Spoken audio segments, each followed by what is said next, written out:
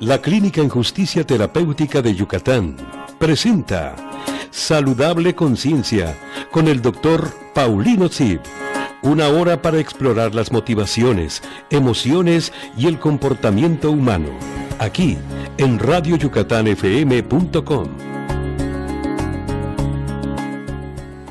Conciencia desde Mérida, Yucatán. Hoy es día 19, jueves, 6:05 de la tarde, con un clima un poquito raro, entre que se nubla, hoy nos lloviznó en algunos lugares del estado. Para aquellos que nos escuchan en otras partes del país o en otras partes del mundo, estamos en la zona sur de México, donde tenemos un clima tropical muy rico, y hoy en estos periodos comienza el calor cotidiano o central o muy característico de la localidad. Y ante ese calor, pues no podemos dejar de un lado el sudor, y aquí, expertos en el área para sudar, hablaremos de la psicología del deporte. Y gracias por acompañarnos, Milton Epp y Romario Góngora, que nos van a ir hablando de algunas investigaciones que han realizado. Ellos son estudiantes de la facultad. ¿Tú eres de la Facultad de Psicología Sí, de la UADY? ¿Tú también? Sí. Venga, y hoy nos van a hablar sobre ese deporte, y nos acompaña la maestra Jenny Zip, que tiene una maestría en Psicología del Deporte, y nos va a contextualizar sobre el qué hacer de la psicología del deporte. Nos va a dar un poquito de la pauta del perfil que tiene que tener un deportista, un psicólogo del deporte, y las responsabilidades. Por cierto, ella y yo venimos en este momento de una reunión del Colegio de Psicólogos, donde estamos buscando normar el ejercicio profesional y buscamos crear un quehacer y un perfil regional. Estamos viendo una reunión con gente de Campeche, con gente de Quintana Roo, y pretendemos que se sume Tabasco, que se sume Chiapas, porque lo que estamos buscando, como tiene por objetivo este programa, es crear conocimientos, información, sugerencias, pero no de la opinión de los que aquí estamos sentados, sino de la opinión de datos de investigación que han generado investigadores consolidados o investigadores que se inician, como hoy nos va a compartir Milton, como nos va a compartir Romario, los datos que han venido encontrando sobre la retroalimentación que se le da a los deportistas en su ejercicio o en sus prácticas. ¿Es así? Eso sí. Venga, cuéntame el objetivo de tu investigación.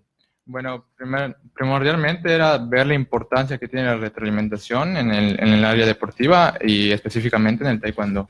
Y con esto pues tenemos dos indicadores, ¿no?, que nos vamos a estar viendo, que es la anticipación de respuesta y la autoeficacia. Muy bien, y yo creo que aquí, centrados en esta forma de mirar y de hacer, lo que tenemos que buscar es que el lenguaje que nosotros vayamos utilizando sea un lenguaje que también el que está del otro lado pueda comprender, porque de lo contrario esto complica, ¿no? ¿Qué se entiende por retroalimentación? Dejemos al que nos escucha, ¿qué es retroalimentación? Bueno, primero les digo el concepto como tal y luego lo pasamos a palabras un poco más cotidianas, ¿no? En sí, la retroalimentación es aquella información que un profesional le da a un discípulo, en este caso deportista, para facilitar aquellos movimientos o acciones que debe estar mejorando continuamente, eliminar conductas incorrectas para poder ir más allá en un desempeño más óptimo. Ajá. Y si nos vamos a un quehacer coloquial, ¿qué dirías que es retroalimentación? Una retroalimentación sería que, por ejemplo, un maestro le diga a un alumno aquella parte un tanto incorrecta de lo que está haciendo, por así decirlo, o como usted comentaba en el programa anterior del noviazgo, nosotros nos retroalimentamos por aquellos patrones que vemos en la otra persona. Entonces nos sentimos un poco, no sé, nerviosos, sudorosos, mariposas en el estómago o algo así. Son patrones que nos van diciendo nuestro cuerpo con respecto a nuestra acción que estamos haciendo. Muy bien, y yo creo que si la gente que nos está mirando a través de las redes se va a retroalimentar que esto funcione, es que cuando programó y le picó, apareció la imagen y nos está mirando. La retroalimentación es que nos está pautando que lo que nosotros hacemos es correcto, ¿no? Es algo así como que cuando igual ven el tablero de su carro y ven que prende un foquito rojo, nos está retroalimentando que algo mal anda por ahí, ¿no?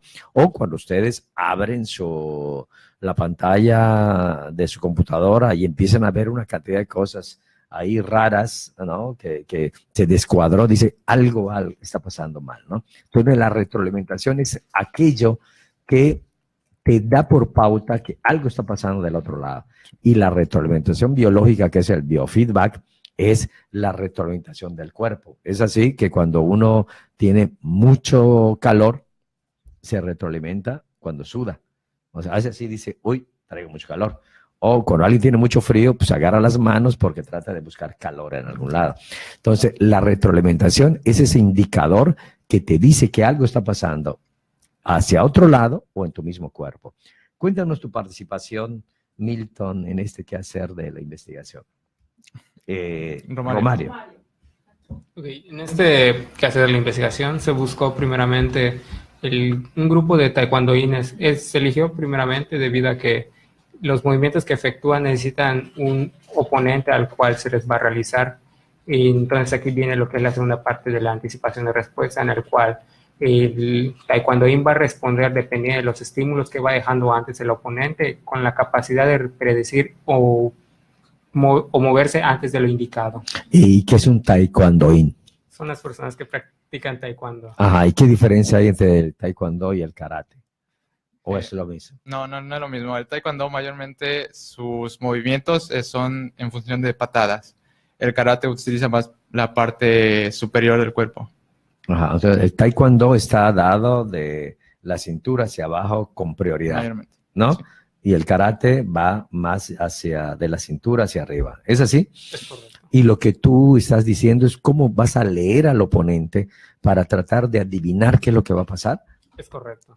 Más que adivinar, son patrones del cuerpo del oponente del cuerpo que van a indicar con experiencias que ya tiene el taekwondoín para hacer un movimiento. O sea, es decir, por ejemplo, si se está poniendo en una posición para realizar una patada a la cabeza, pues él ya tiene cierta experiencia con eso, entonces puede actuar antes.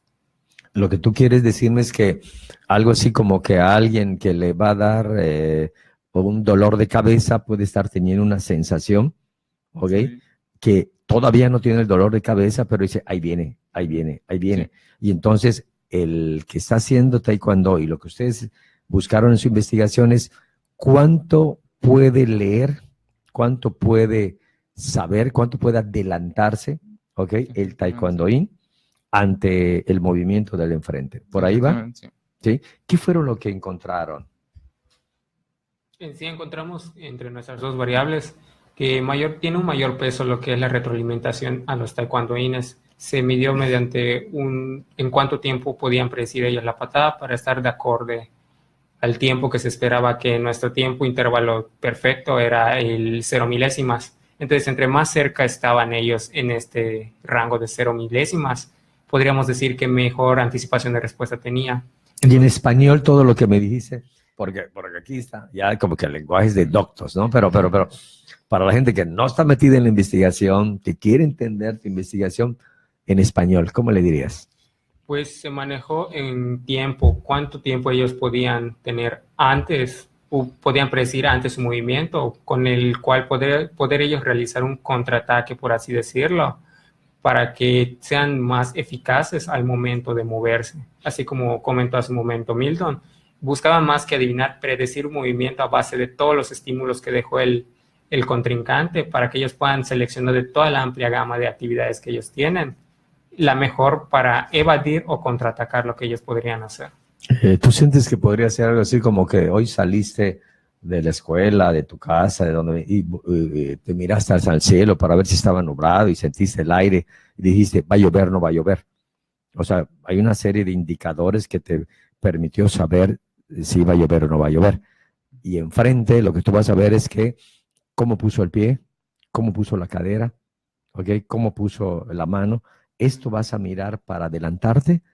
Es correcto. Son toda esta serie de estímulos que va dejando el contrincante, serie de pasos, movimientos que va dejando el mismo contrincante para darte una indicación a ti de qué debes hacer, de tomar tu mejor opción en cuestión de un tiempo muy corto para moverte de lo más rápido posible. Muy bien. ¿Y ¿cuál fue la intervención que se hizo para retroalimentar, para ser más diestros al taekwondoín?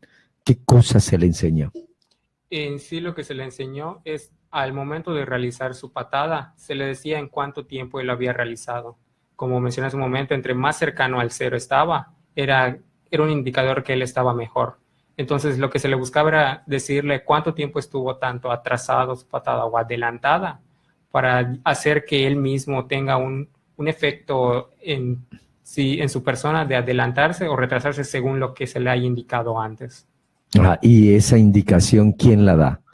Nosotros como investigadores la dábamos cada vez que realizaban una patada, en este caso de la investigación. Nosotros le decíamos en cuánto tiempo había realizado la patada, ya sea si estuvo adelantado tantas milésimas de segundo o atrasado unos cuantas milésimas de segundo. O sea, tú le ibas diciendo qué tanto se acercó al cero, o sea, qué tan rápido fue o qué tan lento fue. Tú le ibas diciendo y eso le permitió mejorar. Es correcto. Entonces, ahí viene la retroalimentación. Sí, ahí viene la retroalimentación. ¿Y qué otro dato manejaron? Además de lo que es la retroalimentación, manejamos lo que es la autoeficacia, que es qué tan capaz se siente una persona de realizar una acción, un movimiento o algo que a él le gusta o no, en su persona. Aquí manejamos una autoeficacia en el taekwondo, de tal manera que lo que se supuso era que mientras más rápido era el realizar su patada, más anticipado iba a estar su respuesta y debería subir su anticipación de respuesta y con esto subía su autoeficacia. ¿Y la autoeficacia tiene alguna relación con la condición emocional? Se relaciona mucho con lo que es la personalidad del taekwondo y porque esto depende de cómo va a tomar él la respuesta hacia lo que le estamos diciendo del tiempo, porque todo depende de cómo él va a relacionar si estuvo muy atrasado al tiempo o muy adelantado al tiempo, porque él va a interpretar todo esto en función de que si lo hizo bien, si lo hizo mal, o si está muy cercano a hacerlo bien o hacerlo mal. Perfecto. ¿Algo que tú quieras comentar al respecto? Pues un dato un tanto interesante es que estadísticamente no fue significativo la disminución de la autoeficacia, pero sí le dimos cierta relevancia porque disminuyó. O sea, nosotros vimos que en su anticipación de respuesta ellos aumentaron, pero en la autoeficacia disminuyeron. Uy, aquí ya esto ya me hizo ruido. A ver, ¿qué quiere decir? ¿Se hicieron más rápidos? Sí, Okay, pero no se sintieron tan bien. Exactamente. Uy, eso está interesante. Eso sí está muy interesante porque, si me permiten, ¿no? En ocasiones, bueno, yo igual que tengo experiencia en el área de psicología del deporte, nosotros como espectadores podemos observar que un deportista incluso es medallista de oro, pero muchas veces el deportista no se lo cree, ¿no? Entonces, no se cree capaz de que pueda ejecutar determinada acción. O, por ejemplo, gana una medalla de oro en algún nacional, ¿no? Entonces, a lo mejor la siguiente meta en la siguiente temporada no es únicamente reiterar la victoria de la medalla de oro, sino incluso mejorar una marca personal o superar esa marca, ¿no? Entonces, en ocasiones el deportista no se considera capaz de lograrlo, aunque incluso él haya puesto la marca que definió el oro en la temporada pasada, ¿no? Y eso es otra también de las variables que se pueden trabajar en psicología del deporte. ¿Y eso no tiene que ver con la autoatribución en la parte de psicología social? Que la autoatribución es que alguien, lo que dijiste, se crea, se autoatribuye que este logro fue dado por su capacidad. Se puede deber a la autoatribución, pero también mencionaba aquí nuestro compañero aspectos de personalidad. Entonces, podemos ver ahí diversos factores que podrían estar interviniendo en esa variable psicológica. Y es ahí en donde entra la labor del trabajo psicodeportivo para diagnosticar, intervenir y, en este caso, como ellos hicieron su investigación, retroalimentar. Porque incluso no solo dentro de la parte de entrenamiento deportivo se da una retroalimentación, sino incluso hasta cuando nosotros hacemos sesiones de psicología del deporte, damos una retroalimentación sobre el proceso que estamos llevando. Es como un alumno que incluso va a la escuela y presenta su examen, maestro, me saqué 90, pero ¿por qué me saqué 90? ¿Por qué no aspiré a un 100? Y te dicen, no, bueno, fallaste en esto, mira, e incluso el maestro te puede decir, espera esperé que fallaras en esto, pero me sorprendiste, o sea, sacaste un buen resultado en esta parte. Entonces, esta parte de retroalimentación con el hecho de que es que yo creí que iba a sacar más, o hasta incluso puede pasar lo contrario, ¿no? Me saqué 90, no esperaba que me sacara 90, estaba tan difícil que creí que me iba a sacar 60, ¿no? Entonces, son ese tipo de como analogías, ¿no? Como tú mencionabas, Paulino, para que la gente pueda entender en términos coloquiales. Muy bien, pues fíjate que vamos a cerrar este bloque donde tuvieron dos variables, la retroalimentación y la autoeficacia, ¿es correcto? Y concluiste. ¿Qué concluiste en esto? Y vamos a cerrar el bloque. ¿Qué fue la conclusión que tuviste? ¿Qué le pasó a la tiempo de reacción y qué le pasó a la autoeficacia? Pues en el antes, el tiempo era, bueno, tenían un promedio de 177.9 de milésimas de segundo. En el después de la retroalimentación, pues disminuyó, o sea, intentaba llegar al 0. Pero en la autoeficacia, pues igual se vio afectada, ¿no? O sea, tenían una alta autoeficacia, pero disminuyó, o sea, quedaron como entre medio y bajo de autoeficacia. Muy bien, entonces si te parece, te preparas porque te va una pregunta de examen en el quehacer de psicopatología y va una de las variables de diagnóstico, que es funcionalidad, costo emocional. Y ahorita vamos a mirar cómo esto es algo rutinario en la vida, que en ocasiones hacemos algo y nos cuesta mucho emocionalmente. Y esta va a ser la reflexión. Saludable conciencia desde Mérida, Yucatán. De nuevo aquí en Mérida, Yucatán, saludable conciencia con algo muy importante como la retroalimentación. Es algo cotidiano que nosotros tenemos. Es así que tanto que no podríamos vivir sin la retroalimentación. En tu casa hay un espejo. Te retroalimentas cómo estás vestido. Exactamente. ¿Ok? En la mayoría de las casas hay un termómetro para saber qué temperatura traes. ¿Ok? En tu casa tienes flexómetros, ¿no? Para saber qué tanto creciste, qué tanto bajaste. Y así podemos mirar que si no tuviésemos esto que tiene que ver con la retroalimentación, simplemente no estaríamos a ciegas porque no sabemos qué es lo que está pasando. Y hoy ustedes tratan de ver cómo la reacción en cuanto a alguien le van diciendo si tuvo éxito o no, le va a permitir mejorar sus características de competencia, ¿no? Autoeficacia y anticipación de respuesta. Anticipación de respuesta. Gracias, vamos a seguir comentando con ustedes y ahora nos pasamos con la maestra Jenny Zip, que quehacer del deporte creo que es importante, Jenny, salvo que tú tengas una mejor opinión.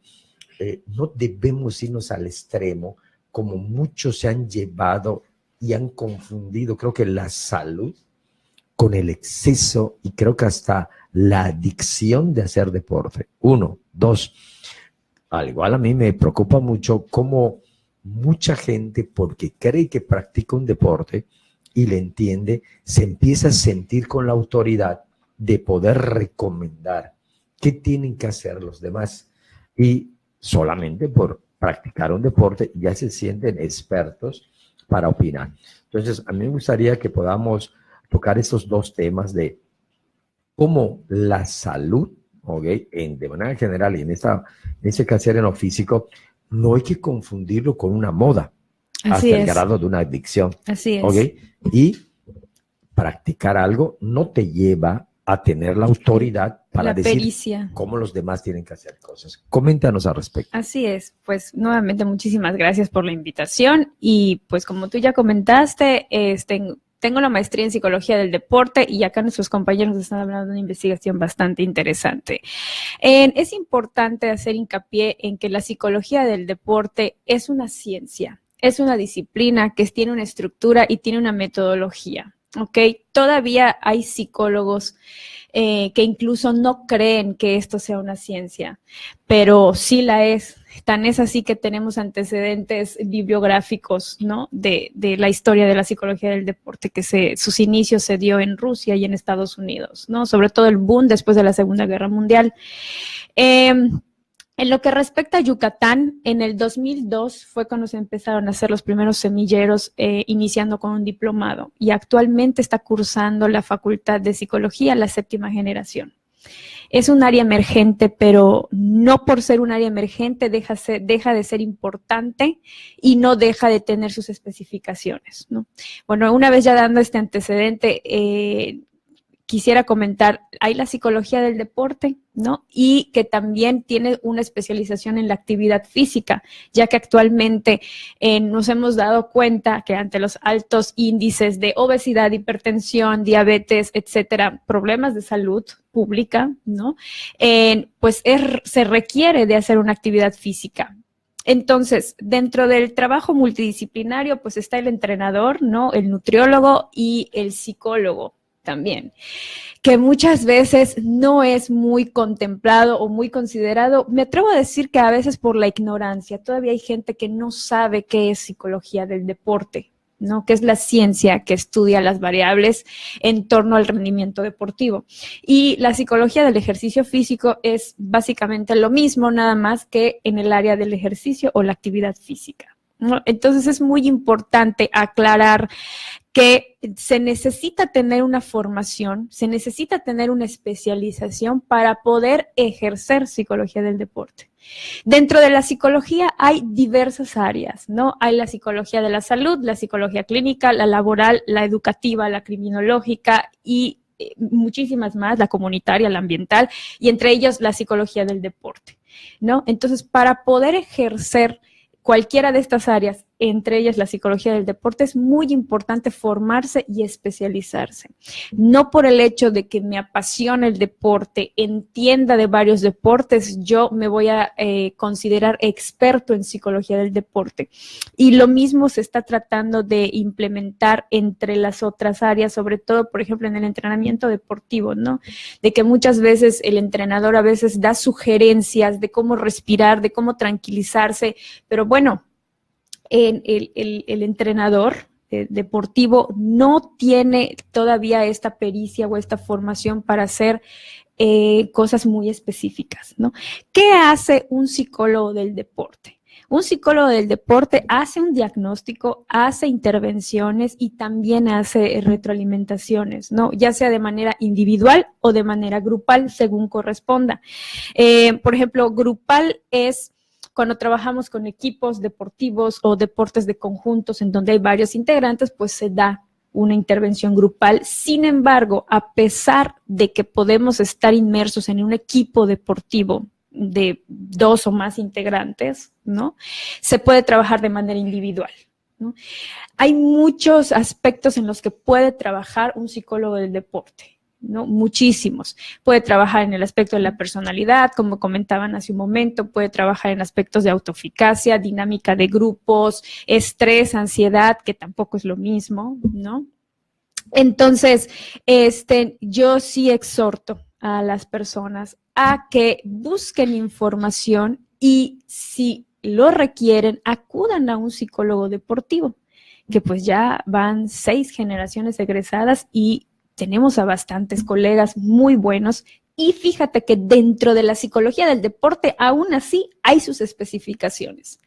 Así como ellos están trabajando, por ejemplo, en taekwondo, ellos pueden volverse expertos en el área de taekwondo. Psicología del deporte, especializados en taekwondoines. En mi caso, en un área en la que me encanta y me especialicé es en el deporte adaptado, ¿no? Que a pesar de que hay poca información al respecto, tenemos que crearla. Y ese es otro nicho en donde puede trabajar un psicólogo del deporte. La investigación, crear bibliografía, crear artículos, crear cosas que puedan aportar a la ciencia y que haga crecer a esta ciencia. Si tú precisas qué cosas tiene que hacer el psicólogo del deporte para apoyar a alguien que requiere un ejercicio para mantener una calidad de vida, ¿qué son los puntos a recomendar? Si tú dices, a ver, en promedio alguien tiene que tener, si tiene esta edad, hacer este deporte, si tiene esta enfermedad, hacer esta actividad física. Vayámonos a la línea de la salud. ¿Qué cosas tú le recomendarías? Bueno, para hacer este tipo de recomendaciones muy específicas es ahí donde también entra el trabajo multidisciplinario, ¿no? Yo me apoyaría, por ejemplo, en un médico, me apoyaría también en un nutriólogo, porque si tiene, por ejemplo, algunos análisis médicos en donde me da un indicador, por ejemplo, de problemas cardíacos, ¿no? Bueno, el entrenador va a hacer las sugerencias y la dosificación de las cargas, por decir de alguna manera, va a ser en lo que diga el entrenador deportivo. Entonces, a raíz de esto, por ejemplo, de este caso que te estoy poniendo, de que la persona tiene problemas cardíacos, puede que tenga un miedo a hacer la actividad física porque a lo mejor puede que le dé un infarto, ¿no? Diga, tengo el temor de que me vaya a pasar algo mientras hago la actividad física. Entonces ahí es en donde entro. Hago mis recomendaciones, pero con base a un estudio previo del caso, ¿no? Por eso es muy importante esta parte de la formación del psicólogo del deporte, porque nosotros aplicamos una batería de pruebas y la aplicación, calificación e interpretación de la batería de pruebas solamente está capacitado un psicólogo. Entonces, es por eso que la parte formativa, insisto, es muy importante para brindar un servicio de calidad, porque se puede estar confundiendo esas recomendaciones como tipo marketing, ¿no? De que haz esto porque te va a dar este resultado, que a algo que está evidentemente en algo científico, ¿no? Algunos análisis clínicos, algunas baterías de pruebas, observaciones de campo, ¿no? O sea, todo esto es un conjunto que me va a permitir a mí hacer estas recomendaciones. Claro que con la expertez de algunos casos yo podría hacer algunas recomendaciones, pero siempre hay que tener como que cautela, porque estamos trabajando con seres humanos. No por el hecho de que sea deporte me va a exonerar, ¿no? Como en el área de clínica, ¿no? Es como que yo veo a una persona que se está comiendo las uñas. Podríamos decir a simple vista que está nerviosa, está ansiosa, pero puede tener otras características, o sea, puede estar pasando otra cosa. A lo mejor ese día tiene una preocupación en específico y no siempre se come las uñas. Entonces, es ahí donde nosotros tenemos que estar capacitados para poder hacer una evaluación y dar estas recomendaciones y las intervenciones pertinentes. Lo que me estás queriendo decir es que cada caso es único y Así a esta es. dirección hay que hacer una evaluación, pero te escucho una y otra vez del trabajo multidisciplinario. Sí. O sea, lo que estoy mirando es que te queda muy claro cuál es tu área de competencia y cuáles otras áreas no son la tuya, y por eso te tienes que apoyar y pedir de ellos información. Estoy pensando del cardiólogo, estoy pensando del nutriólogo. Esto es así. Sí, sí, por ejemplo, vamos a suponer que yo estoy trabajando en un proyecto de investigación en donde tiene que ver nutrición deportiva, ¿no?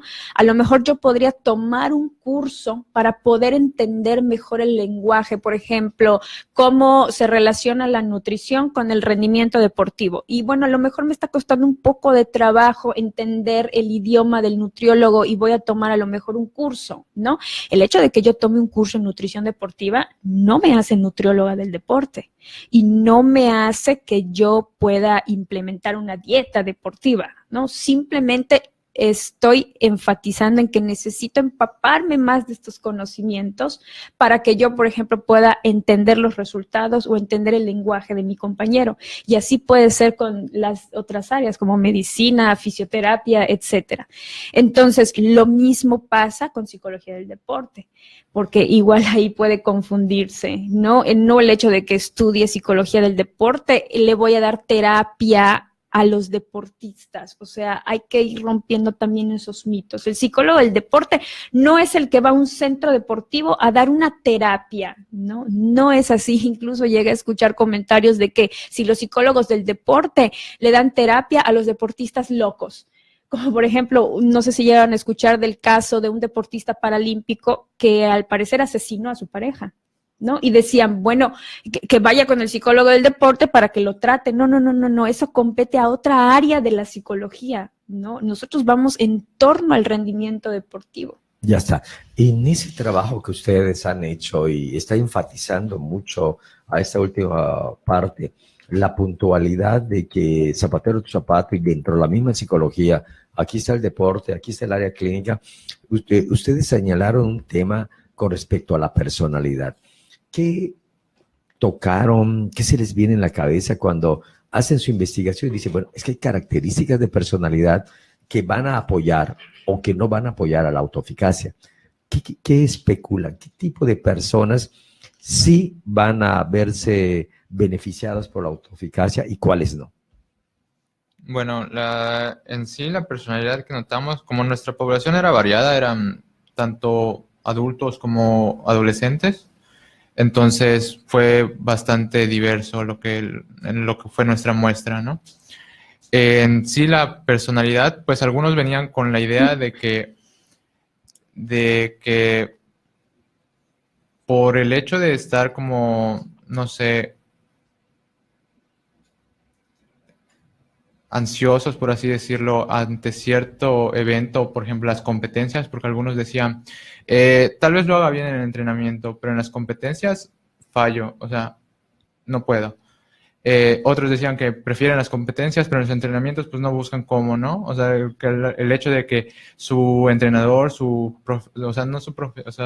instructor les esté diciendo que en esto están fallando, que en este otro tienen un poco de error, ahí es cuando notamos que encaja un poco en la personalidad, porque algunos tienen cierto, ¿cómo decirlo?, favoritismo a competencias, otros a entrenamiento, otros simplemente les da de manera un poco igual, o sea, no les toman tanta importancia a estos, o sea, pueden actuar entre... ¿Tú crees que la variable estrés es una variable pivote en este ejercicio? Yo considero que sí. Ajá. ¿Y qué tanto puede llegar el estrés a entorpecer el rendimiento deportivo?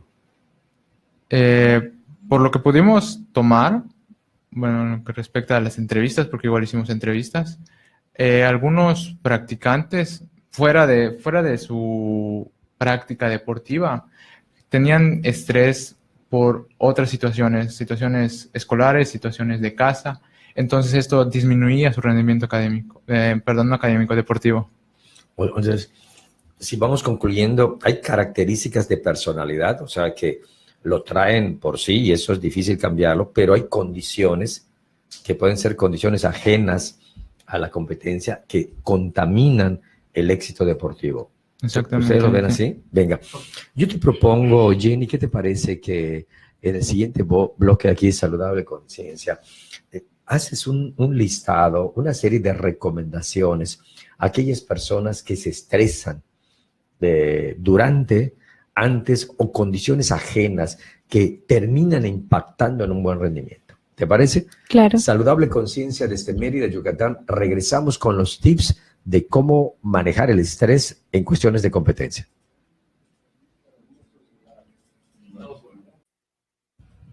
Saludable Conciencia con la maestra Jenny Zip, Milton Ed y Romario Góngora, que nos acompañan hoy con una investigación, y aquí la maestra Zip nos acompaña con una cantidad de recomendaciones. Y para ir cerrando este tema que tiene que ver con el deporte y hoy con la investigación que nos compartes, me gustaría que nos compartieras, amarradito con los tips, ¿qué se recomienda? Primero, ¿cómo se identifica que una persona está estresada y esto puede dañar el rendimiento? Un rendimiento que ha demostrado que es bueno en el entrenamiento, pero puede poner en riesgo la competencia.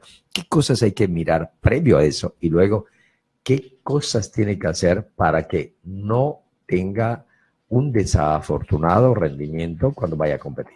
Primero, para identificar, y luego, ¿cuáles serían las recomendaciones de cómo manejar el estrés?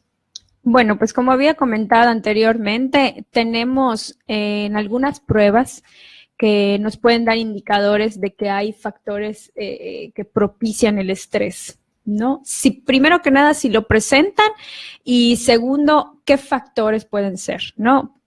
Tenemos ahí las baterías de pruebas, también tenemos la entrevista, ¿no? En donde podemos ir descubriendo a través de las preguntas. Bueno, en lo personal me gusta trabajar la semiestructurada, ¿no? Porque pues sí tenemos una estructura, pero a veces el deportista comenta algo que puede proporcionar información importante, ¿no? Otra parte son aspectos también biológicos, ¿no? En aspectos conductuales que están relacionados a la cuestión biológica, como por ejemplo ir mucho al baño, comerse las uñas, no dormir adecuadamente previa a una competencia, todo ese tipo de cuestiones, y también la opinión de las personas cercanas a ellos, como por ejemplo puede ser el entrenador, ¿no? ¿Qué ha observado cuando se acerca una competencia? tiene más intentos fallidos, por ejemplo, ¿no? O se bloquea fácilmente. Los padres de familia también, ¿qué antecedentes nos pueden dar? No, pues en casa está de mal humor o siempre está irritable. Ese tipo de cosas nos van a ayudar como a armar el rompecabezas. Y si me permites, acabo de tocar también un puntito importante que es los padres de familia.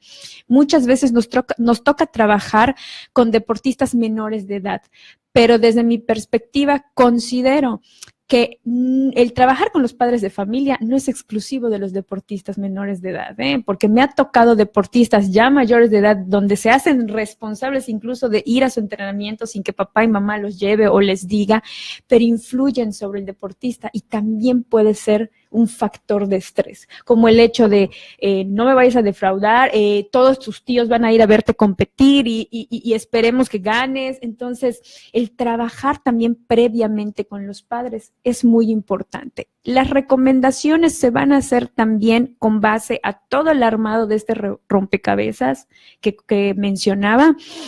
Y como yo les digo a mis atletas, así como entrenas tu cuerpo para una competencia, también se entrena la mente.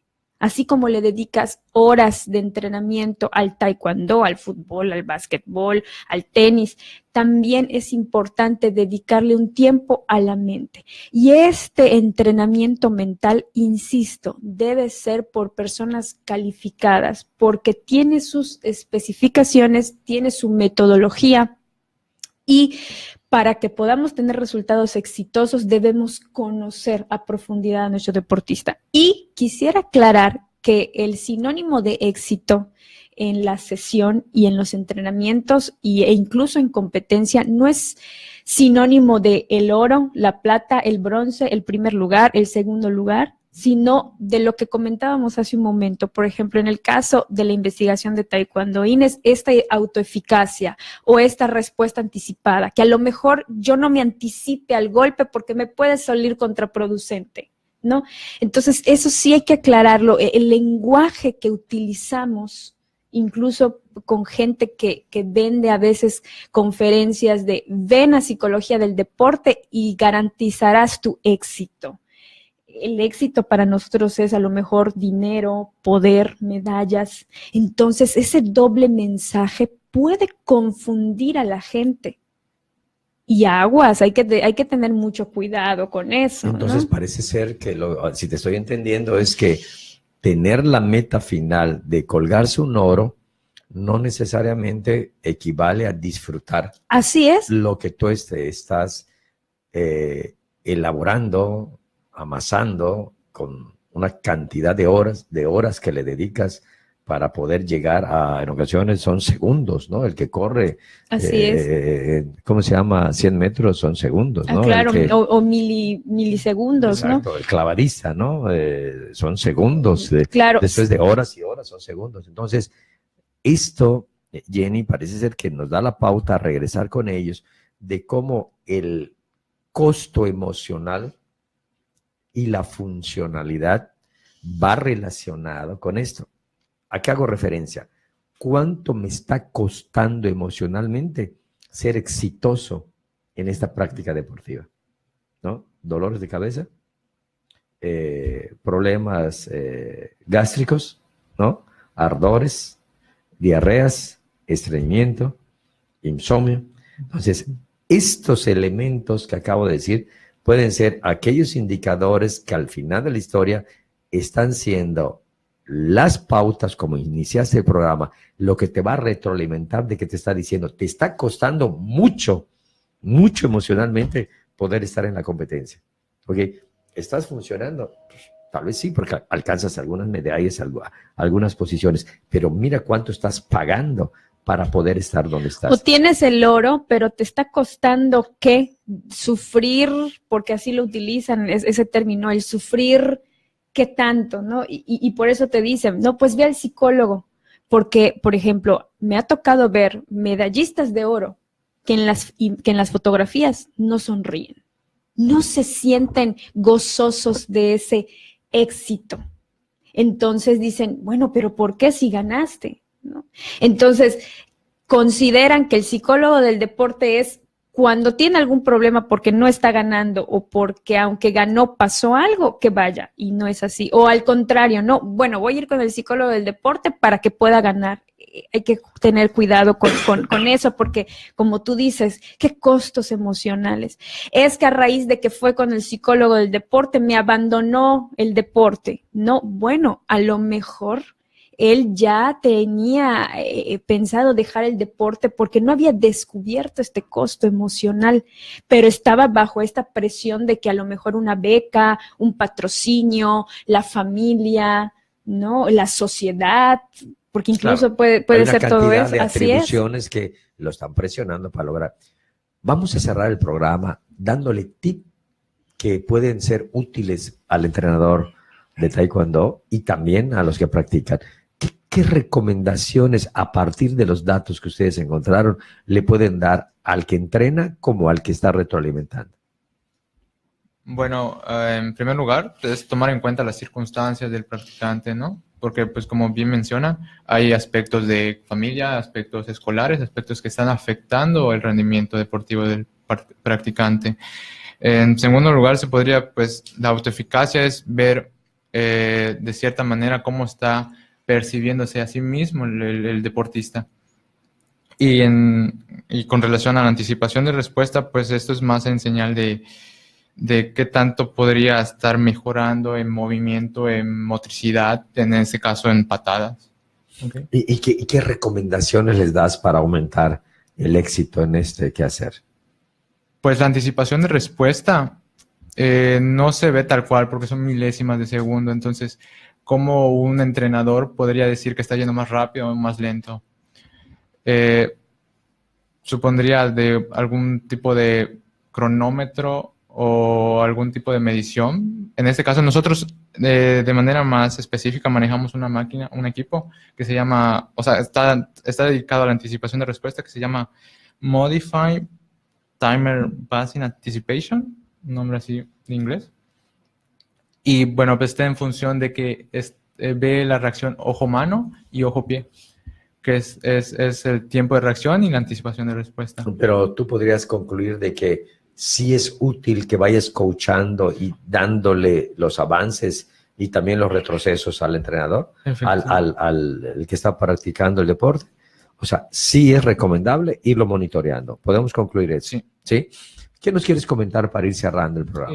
Para ir comentando, como dijo el compañero Milton, hacia el entrenador es ver que la retroalimentación que le dé a lo que es a la persona que está entrenando sea de manera correcta y adecuada, o sea, de lo que esté dentro de sus capacidades del atleta, porque tampoco es sobreestimularlo o pedirle de más. Entonces, tiene que ir acorde a lo que pide sus capacidades, a menos que él considere que puede dar más, porque todo depende de la personalidad que él tiene. Entonces, ¿tú quieres decir que la persona que va a un concurso tiene un límite, ¿no? Y si tú lo logras mirar, hay que intentar alcanzarlo, pero no ser tan ambicioso y no quemarlo por dar algún nombre, el que lo puedes ponerlo en riesgo hasta una lesión.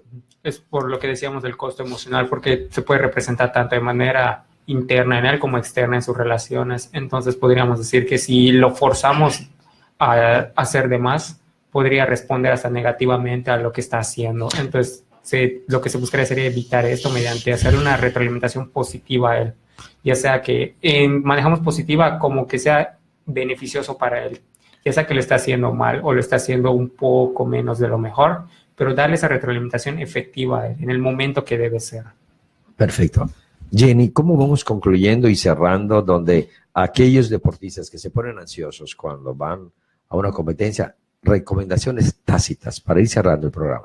Bueno, pues primero que nada ir detectando cuáles son las causas, ¿no? A lo mejor me están gritando mucho desde la grada y no me gusta, a lo mejor no me gusta que me den noticias en específicas antes de la competencia. Gritan, ¿qué tienes que hacer para que manejes eso?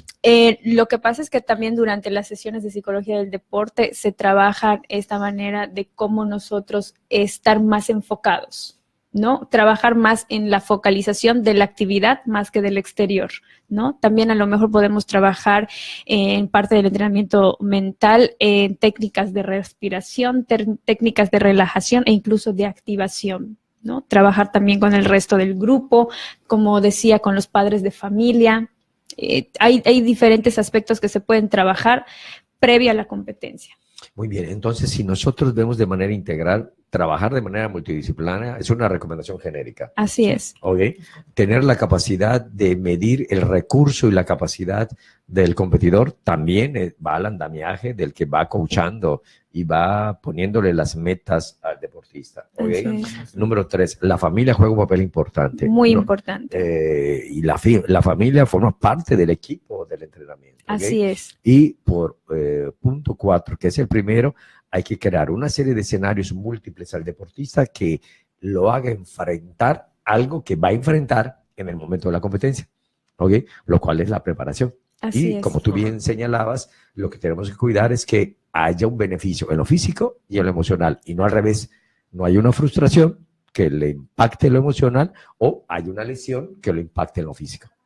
¿Va? Y prepararlo, tanto física como mentalmente. Como les decía, entrenamos nuestro cuerpo y también entrenamos nuestra mente, ¿no? Perfecto. Saludable conciencia desde Mérida, Yucatán. Aquí gracias por la compañía, Milton, gracias por todo el estudio y lo que aquí nos virtieron. Gracias, maestra Zip, en el que hacer el deporte. Gracias. Y recuerden, para hacer las cosas bien, no es la opinión del que se ejercita, sino del experto que conoce cuáles son los principios de tener una saludable conciencia. Muy buenas tardes, Buenas Mérida, tardes. Yucatán.